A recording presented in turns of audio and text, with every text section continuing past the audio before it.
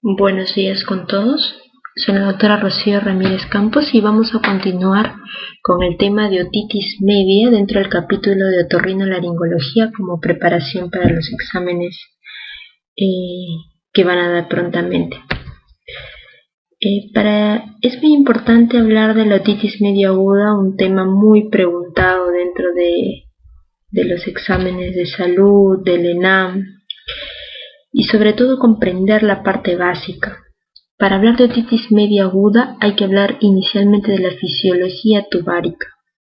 La trompa de Eustaquio es el principal componente que tenemos que tener en cuenta dentro de esta patología, ya que la trompa de Eustaquio, que conecta el oído medio con la rinofaringe, va a tener funciones muy importantes, como por ejemplo equilibrar las presiones, equilibrar presiones del oído medio con la presión medioambiental.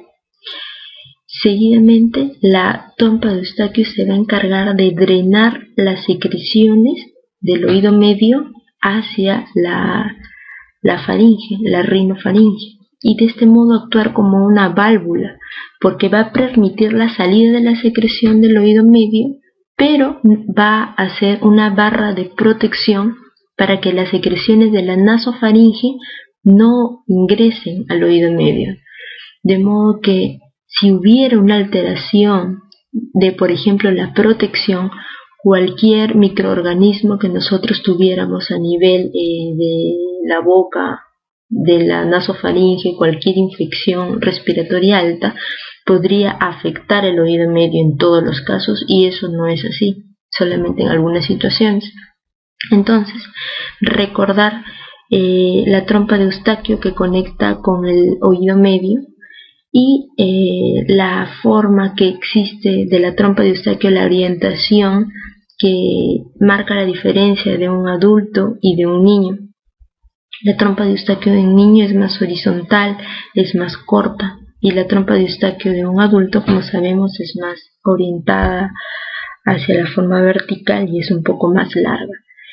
Hay algunos libros que lo consideran a esto como un factor predisponente que tienen los niños en realizar cualquier patología del oído medio, asociado, por ejemplo, a la toma de biberones de manera horizontal, ¿no?, echada de los bebés, y en la forma como puede ingresar la secreción de la leche hacia la parte del oído medio y condicionar una infección a ese nivel.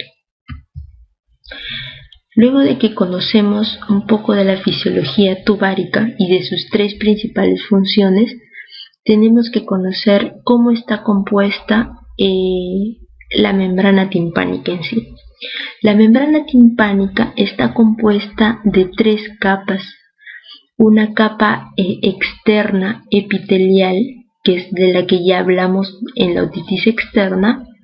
Una capa media o fibrosa, que tiene dos capas, una capa circular y una capa radiada, y una mucosa y una capa mucosa, que es la tercera capa, que es la que está orientada hacia la cavidad timpánica. Todas ellas, o la capa fibrosa, está insertada a nivel óseo, a nivel de un anillo fibrocartilaginoso.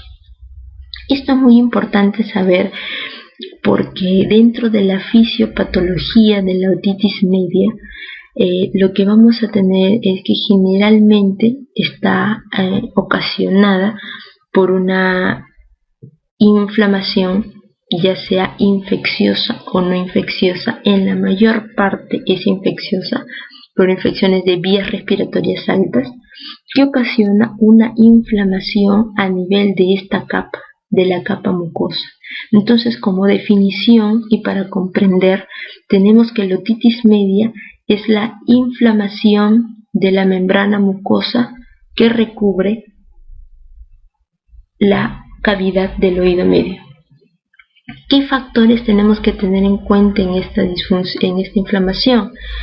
Que el paciente tenga algunas patologías de fondo, como por ejemplo anomalías craneofaciales, como fisuras palatinas, paladar hendido, que hacen más propenso al paciente que cualquier secreción, cualquier alimento que tenga a nivel de la cavidad oral llegue a la zona de la rinofaringe, trompa de Eustaquio y oído medio. Alergias. Alergias predominantemente en los niños, en alergias alimentarias. Cualquier tipo de alimento que provoque una inflamación va a ocasionar una obstrucción a nivel de la trompa de Eustaquio y con ello una alteración en el drenaje de las secreciones y una otitis media. Disfunción ciliar, por ejemplo, las fibrosis quísticas, síndrome del cilio inmóvil, todas esas alteraciones que provoquen un mal drenaje de la secreción, porque el drenaje de la secreción del oído medio hacia la nasofaringe se da a través de movimientos sincronizados ciliares que llevan la secreción del oído medio a través de la trompa de Eustaquio y la eliminación posterior. Y también se asocia a inmadurez del sistema inmune. Se ha visto que entre más pequeños son los niños, tienen más frecuentemente episodios de otitis media. Siempre que vemos un niño, siempre que observamos un niño con fiebre, con característico se toca el oído, por ejemplo en otitis media aguda, probablemente tendremos que sospechar de una otitis media aguda porque si hay sobre todo antecedentes de una infección de vías respiratorias altas. Bueno, entonces la definición la tenemos ahí, y aparte de considerar la inflamación, tenemos que considerar la disfunción tubárica, la alteración en alguna de las tres funciones que ya mencionamos, que ocasiona un desequilibrio en la presión del aire, la consiguiente acúmulo de secreción y el bloqueo tubárico. El bloqueo tubárico se va a dar por la inflamación y por otras causas que ya lo vamos a ver. Hay bloqueos fisiológicos y bloqueos mecánicos. Sigamos con la fisiopatología. Entonces, lo que ya hemos mencionado, dentro de la otitis media es una de las enfermedades más comunes dentro de la infancia, que siguen a una infección del tracto respiratorio superior. Esto es básico. Siempre que vemos un niño y que sospechemos, hay que preguntar si ha habido un proceso infeccioso respiratorio previo. Este proceso infeccioso nos va a condicionar un edema tubárico, una inflamación que va a provocar una obstrucción a nivel de la trompa de Eustaquio y no va a haber un drenaje de la secreción. Entonces, otra situación es la obstrucción nasal. Bueno, concomitantemente las infecciones respiratorias altas provocan obstrucción nasal, acúmulo de secreción, y cada vez que se trata de pasar la secreción, hace una presión positiva a nivel de la nasofaringe, de manera que se puede abrir la trompa de Eustaquio y pasar la secreción hacia el oído medio. Como dijimos, la inflamación vendría a ser un mecanismo fisiológico de disfunción tubárica. Otro mecanismo es el mecanismo, digamos, mecánico de obstrucción de la trompa de Eustaquio, que vendría a ser, por ejemplo, las vegetaciones adenoideas que existen en los niños.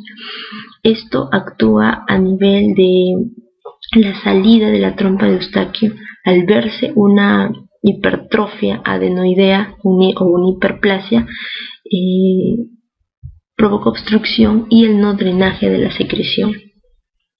Entonces, estas vegetaciones adenoideas también es importante considerar que así no las veamos grandes en una radiografía de Kabum en un niño, las constantes infecciones respiratorias altas y a repetición provocan que se acumulen y hayan reservas de microorganismos a ese nivel, y actúa como un biofilm, una biocapa que está constantemente con agentes infecciosos, y que ante cualquier ingreso de secreción al oído medio a través de la trompa de Eustaquio puede conllevar con ello a la inflamación y a la consecuente infección. Ahora, no existe una estandarización en cuanto a la clasificación de la otitis media. Es un tema bastante amplio dentro de la otología y de acuerdo a los libros que hemos revisado, la otitis media la clasifican o por el tiempo o por la efusión, o si hay perforación timpánica o no, o si es recurrente o si ya. Entonces, dentro de la clasificación temporal podemos tener que la otitis media aguda va desde que inicia hasta las 3 semanas. Si vemos que es otitis media aguda, a pesar del tratamiento antibiótico, no resuelve, va a pasar a ser una subaguda hasta las 12 semanas. Y si se prolonga más de los 3 meses, vendría a ser una otitis media crónica. Estas otitis media pueden acompañarse de una efusión o no. Si es que se acompañasen de una efusión, podrían clasificarse en si son serosas, si son mucosas o si son purulentas. Y cada una de ellas va a dar sintomatología diferente, como lo vamos a ver más adelante. Otros términos utilizados y que deben de tener en cuenta si es que existiera alguna pregunta de definición es cuando consideramos a un niño o a un paciente con una otitis media aguda recurrente.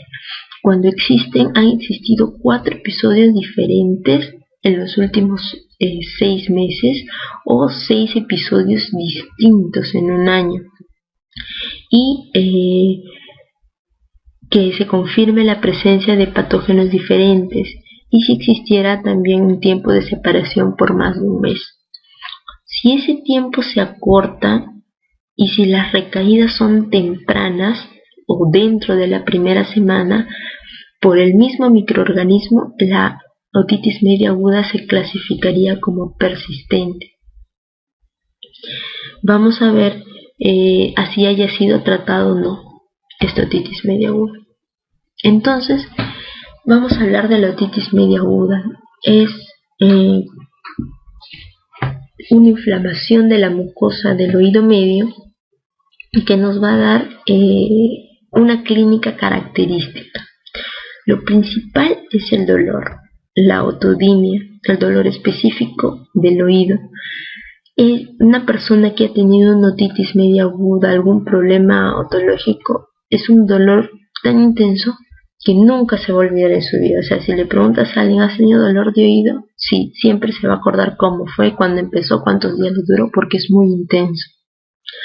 Este dolor de oído asocia una hipoacusia conductiva.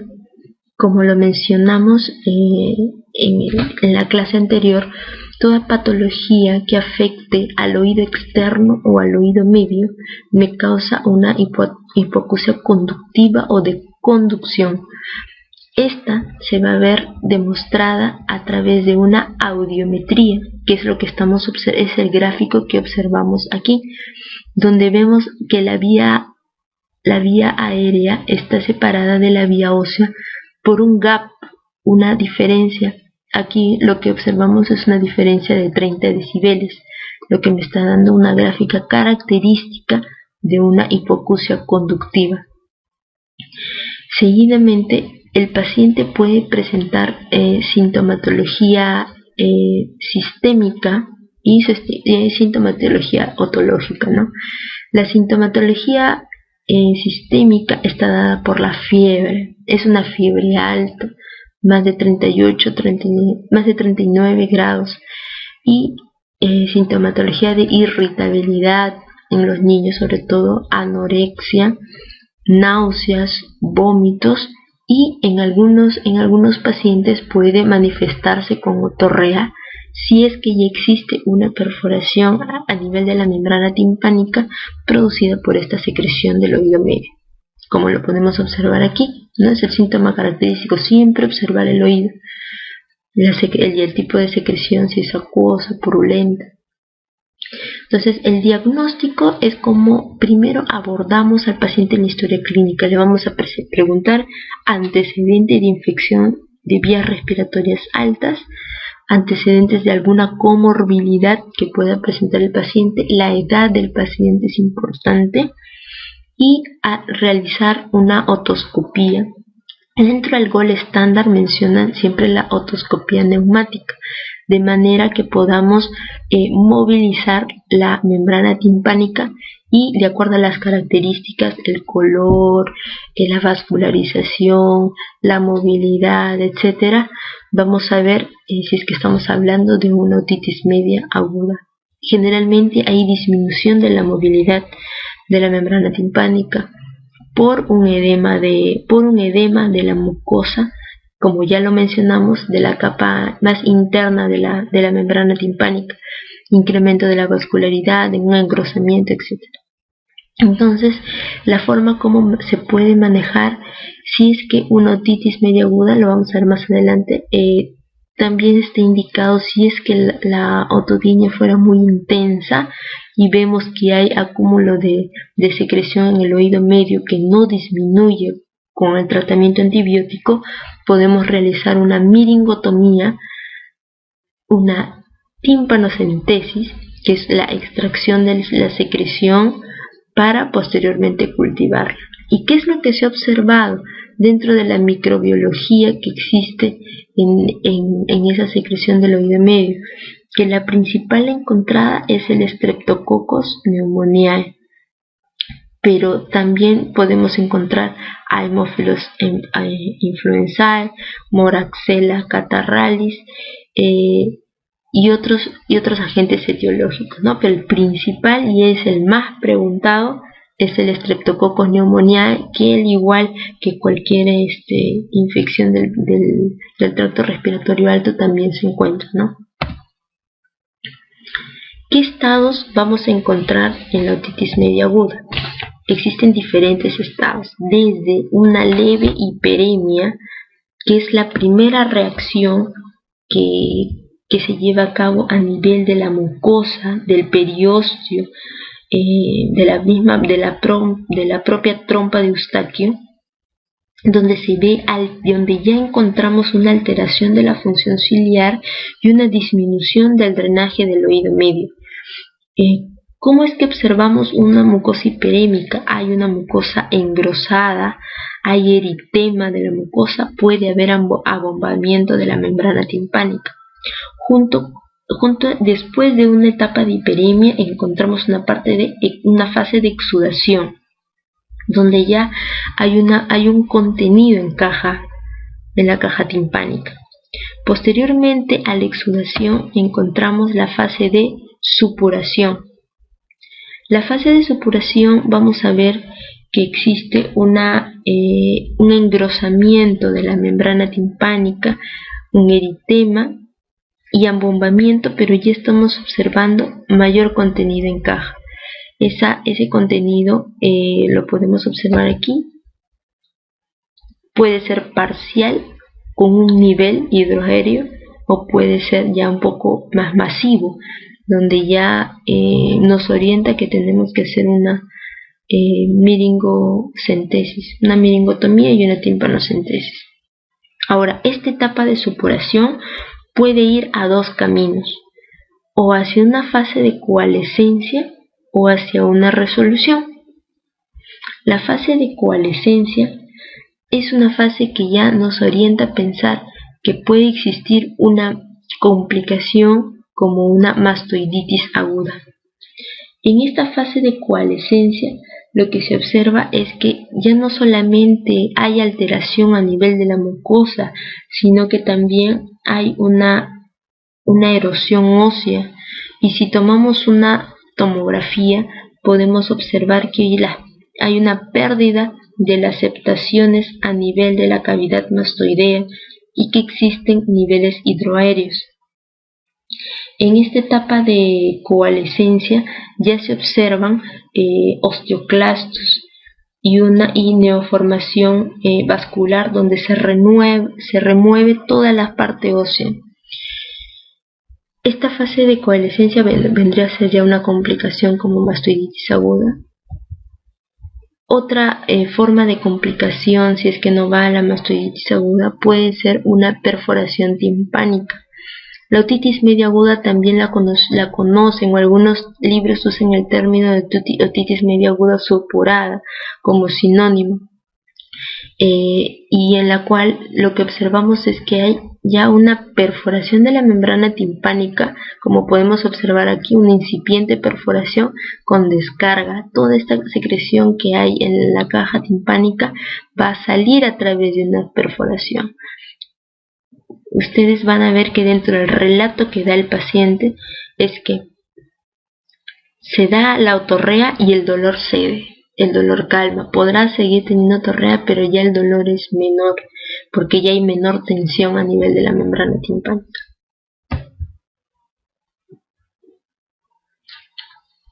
Bueno, dentro del manejo de la otitis media aguda tenemos un manejo a nivel médico con los antimicrobianos, un manejo adyuvante y ya la realización de algún procedimiento como es una meningotomía.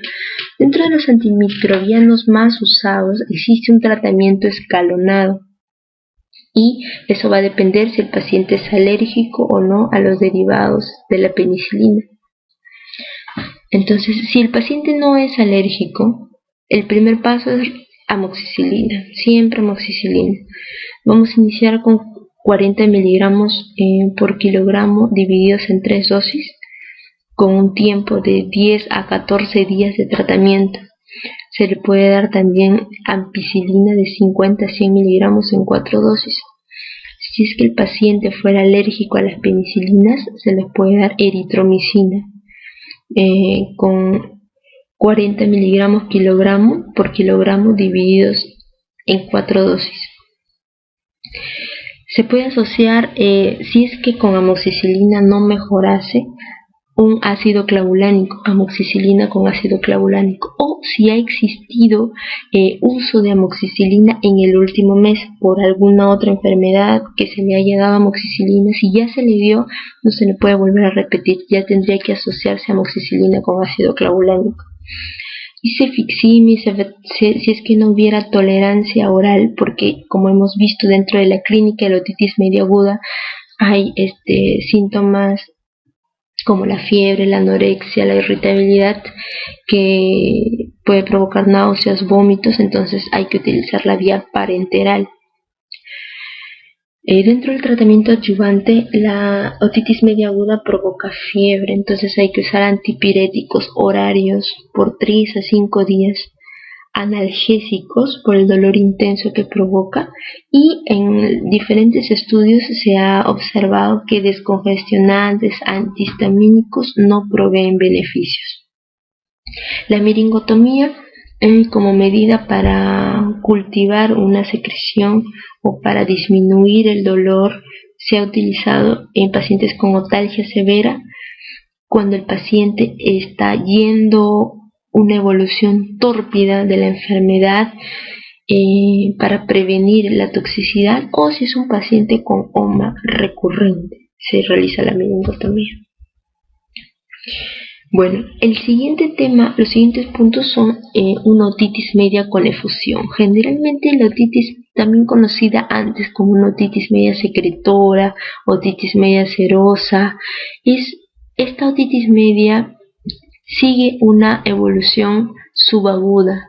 Es una evolución que generalmente va después de que se resuelve una otitis media aguda.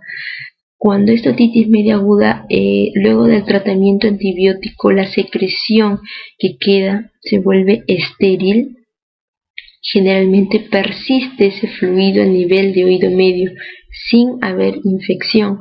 Entonces esta otitis media aguda me va a dar ya otra sintomatología característica, donde ya no se va a observar, ya no hay dolor, como lo vemos aquí en la clínica, ya no hay dolor, no hay fiebre, no hay sintomatología sistémica. La base fundamental de esta otitis media es las características audiométricas y timpanométricas que nos va a dar. Dentro de la audiometría es la hipoacusia conductiva, que también lo presentaba la otitis media aguda. Y dentro de la timpanometría solamente para decirles, lo que me mide es la compliance, el grado de movilidad que tiene la membrana timpánica. Entonces, en una otitis media con efusión, lo que se ve es un aplanamiento, como vemos acá. Una gráfica normal es una gráfica en una carpa, en forma de una carpa, así como un triangulito. Pero en este caso hay un aplanamiento. Esa curva plana, sin un pico de compliance, es una curva tipo B, y es la característica de la otitis media con efusión.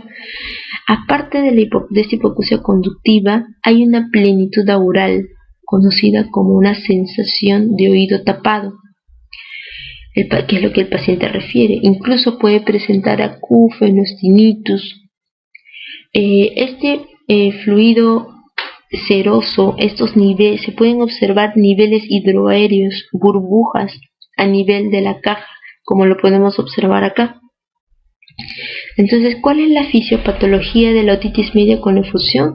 Generalmente secundaria a una otitis media aguda o a una alteración de la disfunción tubárica.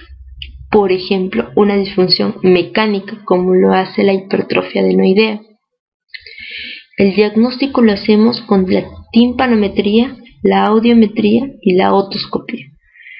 ¿Qué tratamiento generalmente se da? La observación inicialmente, que no se complique. Se pueden dar antihistamínicos, algunos recomiendan, como ya lo mencioné, incluso corticoides nasales. La miringotomía también está indicada. Evaluar si podría existir una mejora al nivel de una adenoidectomía al retirar la adenoides para que no obstruya la trompa de Eustaquio. Y si algo muy importante, si nosotros observamos una hipoacusia conductiva de un solo lado en un paciente adulto, generalmente, si es que, por ejemplo, si en un niño es bilateral, ya pues es la adenoide, ¿no?, que está en el centro y afecta a las dos trompas de Eustaquio. Pero si en un adulto se da solamente en un lado, entonces ahí ya no hay adenoides en primer lugar. Entonces hay que sospechar un tumor nasofaríngeo. En esos casos se hace una nasofibroscopía para poder observar toda la rinofaringe y la permeabilidad de la trompa de Eustaquio. Entonces, en la otitis media con efusión tenemos un manejo médico. Inicialmente se puede dar terapia antibiótica igual que como para una otitis media aguda. Se da gotas nasales para realizar vasoconstricción, antihistamínicos orales. Su efecto es controversial, como ya lo mencioné, y realizar ejercicios de Valsalva, ¿no?, para mejorar la permeabilidad de la trompa de Eustaquio. Ahora, otro tema bastante preguntado dentro de los exámenes es dónde no se debe realizar la miringotomía para colocar los tubitos de ventilación y dónde sí se puede realizar. Entonces, más que sea algo memorístico, tiene que ser algo que ustedes lo comprendan. Entonces, nosotros tenemos aquí una membrana timpánica. Es una membrana timpánica del lado derecho. ¿Cómo lo sabemos? Por la orientación que tiene el mango del martillo. Este es el mango del martillo, que es lo que me define 4 cuadrantes, ¿no? Dividimos así, siguiendo el eje del mango del martillo, y una perpendicular me divide en el cuadrante antero superior, póstero superior, póstero inferior y antero inferior. Entonces, la lógica es la siguiente. Si se realiza una miringotomía a nivel del cuadrante póstero superior, como ustedes ven acá, en el cuadrante póstero superior es donde encontramos la cadena osicular, donde se articula el martillo con el yunque con el estribo en la parte de atrás. De manera que si nosotros realizamos una miringotomía a este nivel, luego de que uno realice la miringotomía hay que realizar la aspiración de las secreciones. Nosotros, al aspirar, podríamos provocar una disrupción de la cadena osicular y eso provocar mayor hipoacusia conductiva, y eso es quirúrgico. Hay que volver a su sitio. Entonces, Para evitar esa complicación es que está proscrito realizar cualquier tipo de meningotomía y de colocación de tubos de ventilación en esta área. Ahí no se realiza. En donde existe menos riesgo de daño es a nivel del cuadrante antero inferior. Ahí es donde sí se puede realizar y es generalmente la clave a las preguntas que nos dan en los exámenes. Entonces, la meningotomía con colocación se realiza bajo guía microscópica. Primero se realiza la meningotomía, se aspiran las secreciones y se coloca el tubo de ventilación. ¿Cuál es el objetivo de la colocación de este tubo? Es ventilar el oído medio. Al momento de ventilar el oído medio ya no va a haber inflamación, no va a haber acúmulo de secreción y ya no va a haber una presión negativa, va a disminuir el riesgo de que haya una presión negativa posterior. Entonces, esta es la forma como se observa este es un paciente en decúbito dorsal. Esta es la orientación del mango del martillo y este es el cuadrante anterior inferior donde se coloca el tubo de ventilación. Bajo guía microscópica, este es como se observa el tubo de ventilación ya en la membrana timpánica. Esta es la orientación del martillo y este es el cuadrante antero inferior. Y esta es la función que cumple el tubo de ventilación, ¿no? Ventilar, mejora la ventilación a nivel del oído medio, con la trompa de Eustaquio y el aire medio ambiental. Otro tema muy importante y con una fisiopatología muy extensa, como lo pueden ver, es la otitis media crónica. Esta otitis media crónica ya sigue un círculo vicioso de una disfunción tubárica crónica, una falla en la ventilación del oído medio, una presión negativa que aumenta en el oído medio, un edema, una mucosa. Esto, conllevado con diferentes factores, nos dan signos, síntomas y potenciales complicaciones que sí debemos de tener en cuenta. Entonces, la otitis media crónica provoca cambios estructurales a nivel de oído medio, de la membrana timpánica y puede comprometer las celdas mastoideas también. ¿Qué causas tenemos? Causas infecciosas, por ejemplo una otitis media aguda que haya conllevado perforación timpánica y con ello una otitis media crónica, traumáticas, algunas fracturas del hueso temporal en los pacientes con TEC pueden conllevar a una otitis media crónica si es que había una perforación timpánica. Cuando hay una presión negativa constante del oído medio que provoca una telectasia de la membrana timpánica y posteriormente bolsillos de retracción, o un paciente que ha tenido tubos de ventilación que esa perforación no ha llegado a cerrar y sirve como una vía para que pueda haber infección del oído medio. ¿Cómo lo diagnosticamos? A través de otomicroscopía, de cultivos, de una diometría, y aquí sí es fundamental una tomografía, dependiendo de las características microscópicas que veamos en el oído, ¿no?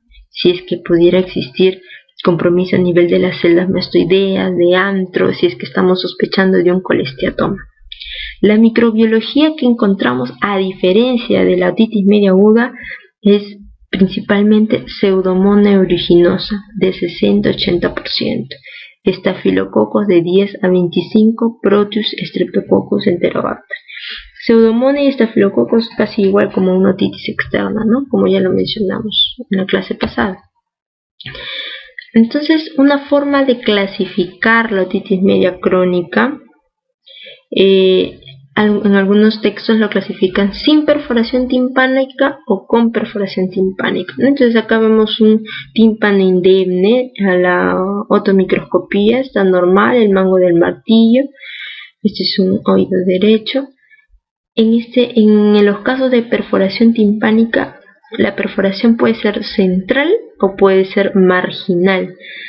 Una perforación central es como tener un tubo de ventilación, ¿no es cierto? Un tubo que ventile el oído y, en otras palabras, es un oído seguro. vemos que está comprometida la pars tensa, solamente la pars tensa. En cambio, la perforación marginal, acá está el mango del martillo y lo que vemos comprometido es la pars flácida. Entonces, en una perforación marginal tenemos que tener mucho cuidado.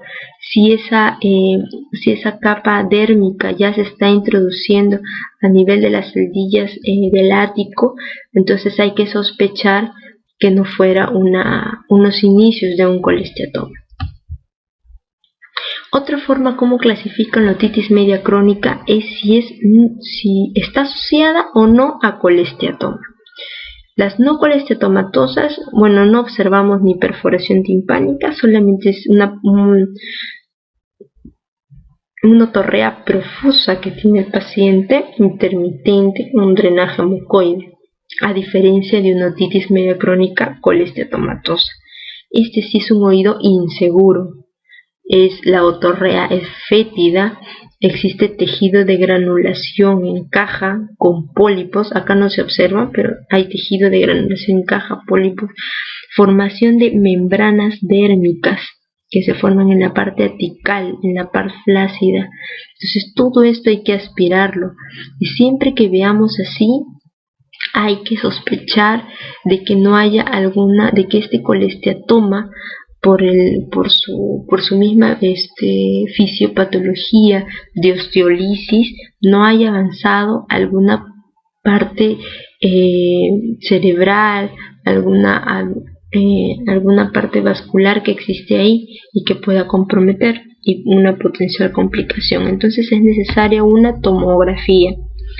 En esta tomografía, por ejemplo, este es el oído en esta tomografía se ve afectado el oído izquierdo, donde acá está, por ejemplo, vemos la cadena osicular, y en este lado la cadena osicular prácticamente está perdida y hay tejido, hay contenido en el espacio de Prusac, contenido probablemente colesteatomatoso, y esta angulación que existe a nivel óseo está perdido, se pierde el escutum. Entonces ese es un signo característico de colesteatoma. La otitis media crónica ya avanzó, si bien no se considera como es una tumoración, cuando se le explica al paciente, es una tumoración que se comporta como una tumoración maligna, se comporta, lo decimos porque tiene una capacidad osteoclástica de destrucción a nivel óseo, puede comprometer el techo de tímpano, llegar al cerebro, provocar abscesos, y esto sigue avanzando, ya sea por sus enzimas, por sus citoquinas que provocan la destrucción, o por la misma compresión, el efecto de masa que realiza, puede provocar parálisis facial y otras complicaciones que vamos a ver. Entonces esto sí es muy importante sospecharlo, una otitis media crónica, una otorrea fétida y las características que ya mencionamos. ¿Cómo manejamos un paciente con otitis media crónica?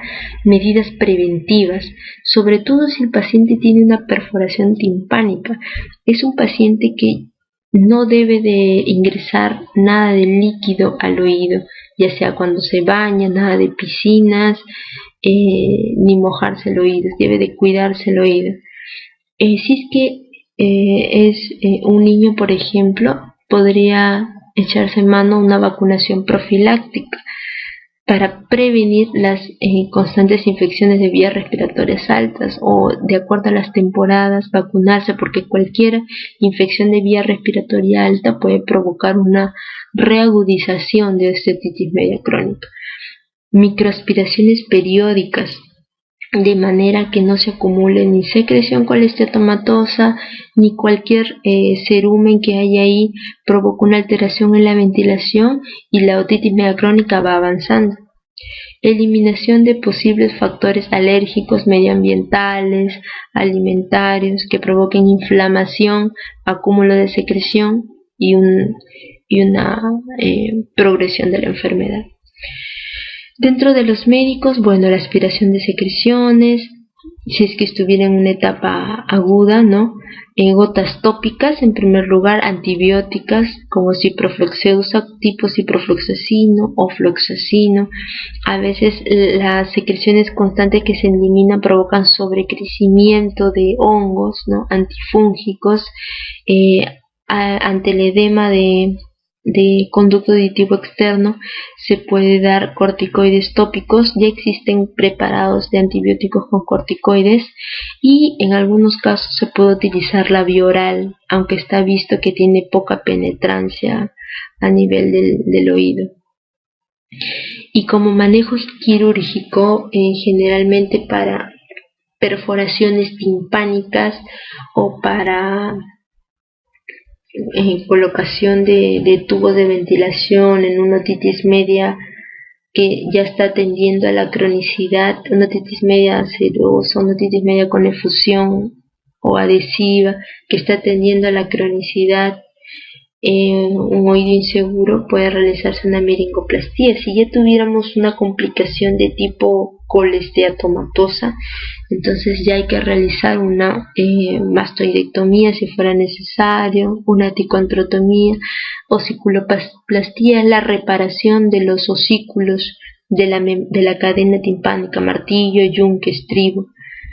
Y la canaloplastía, ¿no? Meatoplastía. Como vemos acá, el objetivo es aperturar, en este caso han aperturado el conducto auditivo externo, hacen meatoplastía, una apertura del meato. El objetivo es ventilar el oído medio, cuando el oído medio esté ventilado, la otitis media crónica, si es que fuera colesteatomatosa, no va a avanzar, no va a progresar. Importante. Otro punto importante entre las preguntas de los exámenes son las complicaciones. Las complicaciones se dividen en intratemporales, extratemporales, intracraneales. Dentro de las intratemporales, la más frecuente es la perforación timpánica, más que la mastoiditis aguda, que también se da, pero la perforación timpánica como una otitis media aguda supurada, ¿no? Que comienza con la otorrea del paciente, disminuye el dolor, entonces es la más común.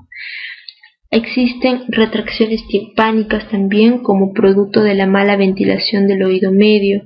Los osículos se destruyen. El primer osículo en destruirse es el yunque de toda la cadena osicular. El primero que se provoca destrucción es el yunque porque su circulación es terminal, a diferencia del martillo o el estribo. Tímpanoesclerosis también se produce a nivel de la membrana de la caja timpánica, es como decir cicatrices que quedan, son como placas calcáreas que se quedan a nivel del oído medio, y estas pueden interferir a nivel del movimiento de la cadena osicular, ¿no? Y disminuir, provocar un gap en la audiometría, en la audición del paciente. Intratemporales como el colesteatoma, mastoiditis aguda, sobre todo en los niñitos, petrocitis, laberintitis, parálisis facial, ¿no? Extratemporales, como por ejemplo el absceso de Bezold, donde se ve un absceso retroauricular. Intracraneales, esto es importante, se provoca una meningitis otógena, donde ya no solamente vemos una hipoacusia conductiva, sino una hipoacusia neurosensorial. La tercera parte de los pacientes cursan con hipoacusia neurosensorial. Pueden verse abscesos cerebrales cuando hay una dehiscencia, por ejemplo, a nivel del techo, del tegmen tímpano, trombosis del seno lateral, infarto venoso cerebelar, un hidrocefalotógeno. Entonces, aquí lo que vemos es un signo de mastoiditis. Hay dolor a la palpación de la mastoides, hay un eritema, un edema, el pabellón auricular se moviliza hacia adelante, hay una simetría cuando uno compara los dos pabellones auriculares en cuanto a su posición. Entonces vemos que el oído es una infección ótica puede ser un foco peligrosísimo tanto a nivel cerebral, puede causar una tromboflebitis, un absceso de Bersol, abscesos superiósticos, y importante considerar todas las complicaciones, ¿no?, intratemporales. Entonces acá vemos cómo el nervio facial está atravesando el hueso temporal. Cualquier inflamación que se dé a este nivel puede provocar una parálisis inflamatoria del nervio facial que tiene que ser tratada como una emergencia. Dar corticoides antiinflamatorios a altas dosis y estar en una observación armada, ¿no?, ante cualquiera, si es que se prolonga más del tiempo que se espera, para poder hacer una descompresión del nervio facial, una descompresión quirúrgica, si es que no responde el tratamiento médico. Fístulas laberínticas, abscesos cigomáticos, abscesos subdurales, temporales, meningitis, abscesos cerebrales. Entonces hay que tomar en cuenta bastante cualquier infección a este nivel. ¿Qué diagnóstico diferencial podemos encontrar en un paciente con otorrea crónica, que de repente, o otorrea que no necesariamente sea infecciosa, ¿no? Por ejemplo, un granuloma de colesterol es un paciente que tiene otorrea crónica, pero cuando tomamos una tomografía o observamos a la automicroscopía, un tímpano azul es característico, un tímpano azul. Es dependiendo del tiempo que tiene este colesterol, ¿no? Va desde el color amarillento hasta el color azul, sin ser una infección, ¿no? Un tumor glómico, como lo observamos aquí, es una tumoración vascularizada, incluso tiene latidos característicos de esta tumoración, y se ve una coloración rojiza a nivel de la membrana timpánica, ¿no?, por traslucencia, y no es una infección del oído medio, ¿no?, es una tumoración. Una otitis media adhesiva, como lo observamos aquí, no hay perforación timpánica, lo que observamos es una telectasia, una adhesión casi grado 4 de toda la capa, la membrana timpánica, hacia las estructuras osiculares, hacia el promontorio, hacia todo el oído medio. Histiocytosis también a descartar como una causa de otorrea. Entonces, para responder ya finalmente las preguntas que nos hacen, ¿cuál es la condición fundamental que predispone a una otitis media? Como lo explicamos, ¿cuál es el factor fundamental? Es una disfunción de la trompa de Eustaquio. ¿Mala higiene oral? No. Ausencia de tejido adenoideo. Por el contrario, el tejido adenoideo puede provocar un efecto mecánico sobre el drenaje de la trompa de Eustaquio y con esto una otitis media. Alteraciones musculares, más que alteraciones musculares, lo dijimos como alteraciones craneofaciales, podría predisponer. Y falta de lactancia materna, no mucho. Dentro de las que nos muestran acá, la más acertada es la disfunción tubárica.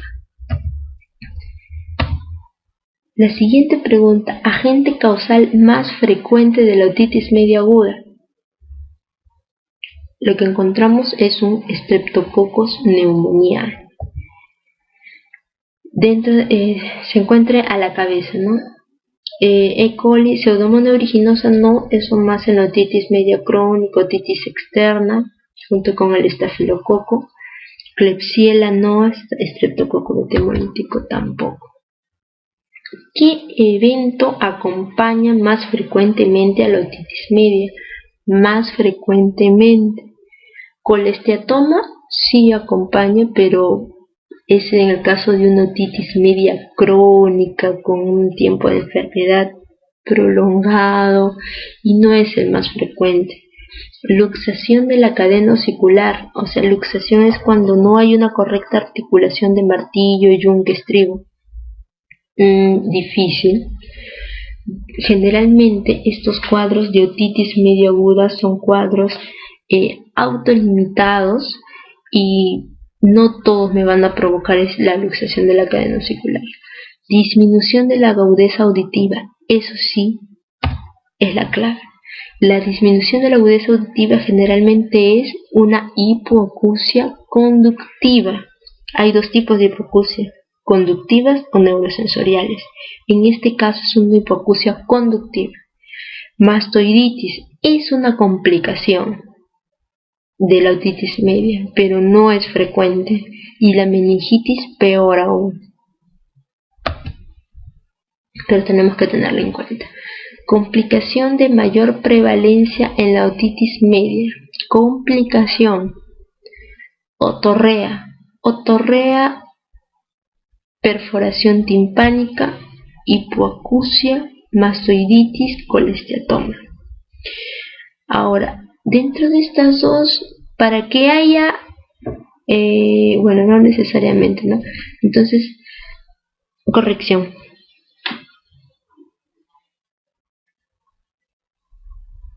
Pregunta 4. La complicación de mayor prevalencia en la otitis media es otorrea, perforación del tímpano, hipoacusia, mastoiditis, colesteatoma. Otorrea me puede dar una otitis externa también. No necesariamente tiene que ser una otitis media aguda, por ejemplo, otitis media aguda supurada, lo que se llama. Pero generalmente la colección de secreción a nivel de la caja timpánica, la protrusión, el edema de la membrana provocan microperforaciones a nivel de la membrana timpánica y con ello salida de la secreción, ¿no? Entonces la clave sería la perforación del tímpano. Ahora, la hipoacusia no vendría a ser una complicación, vendría a ser dentro de la clínica de la otitis media, ¿no? Es característico entre la sintomatología, la hipoacusia conductiva. La mastoiditis sí es una complicación, pero no es la de mayor prevalencia en comparación con la perforación timpánica, y el colesteatoma es una complicación a largo plazo, ¿no?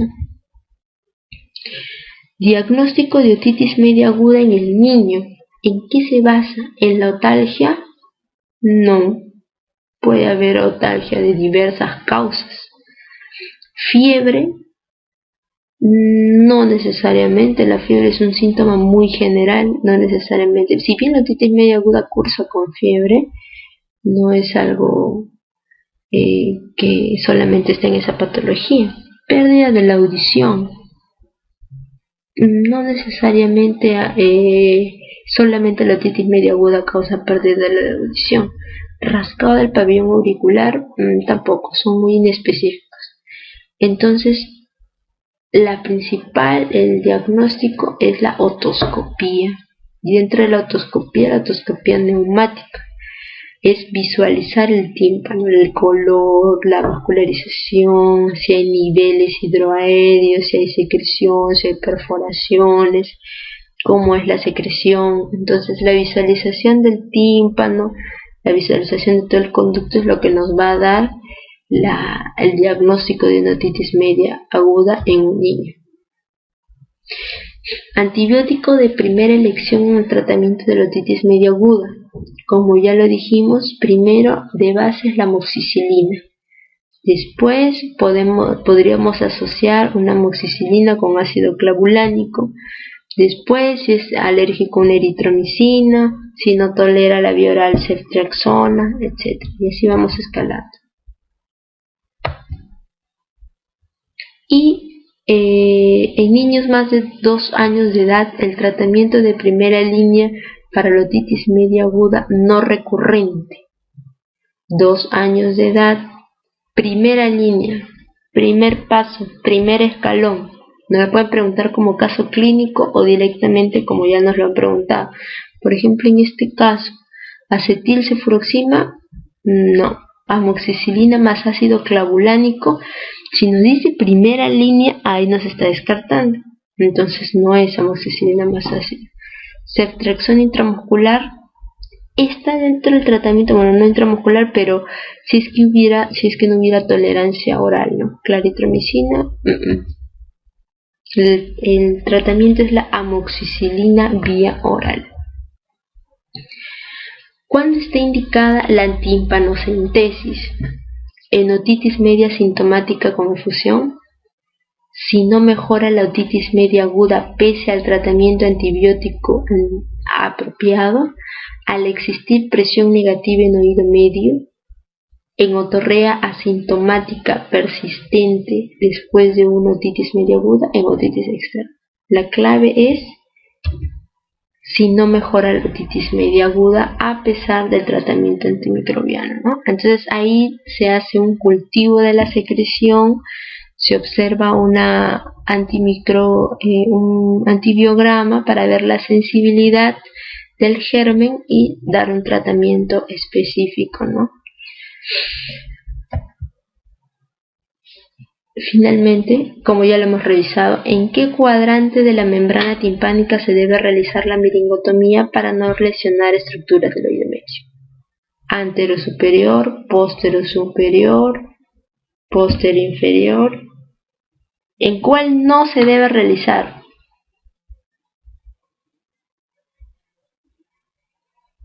¿En cuál no se debe realizar? En el póstero superior.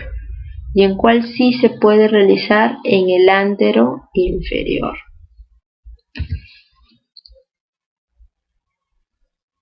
En este caso la clave es póstero superior, porque como ya lo habíamos dicho, en la parte póstero superior se encuentra la cadena osicular, y para no lesionarla, no desarticular la cadena, tendríamos que realizarla a nivel de antero inferior, ¿no? Entonces nunca en el póstero superior.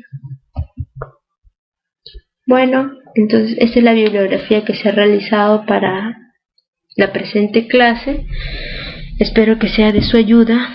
Estudien bastante, revisen más preguntas. Gracias.